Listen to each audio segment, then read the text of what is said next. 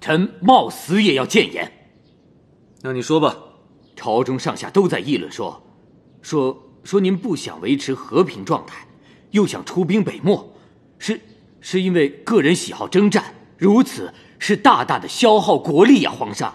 皇上，民间也都在议论，说您欲要北征，是借着出征的名义，用民脂民膏来游山玩水。皇上，朝廷与民间的回应不可不重视啊！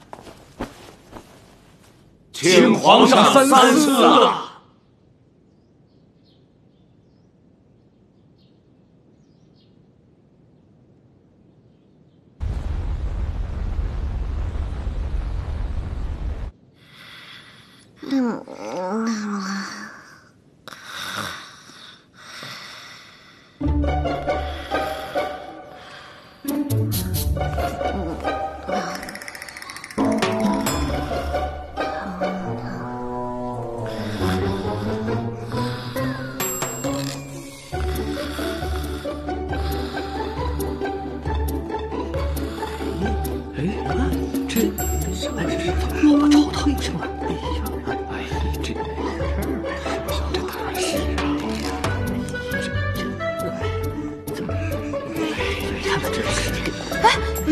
不好意思，哎呀，浩儿，来啊 ，I'm sorry，very sorry。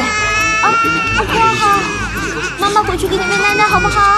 哎呦，不哭，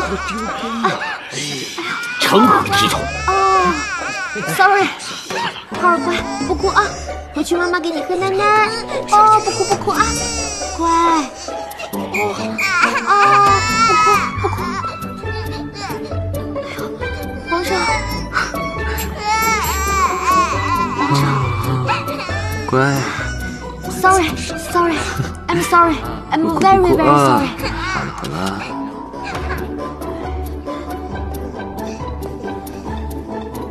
来，对，不哭了啊！好了，乖。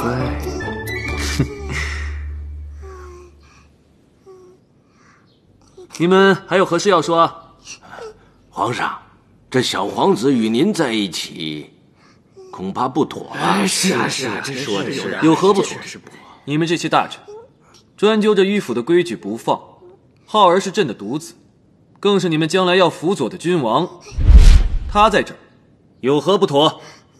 哎呀，浩儿，可这脾气是真说话，你看，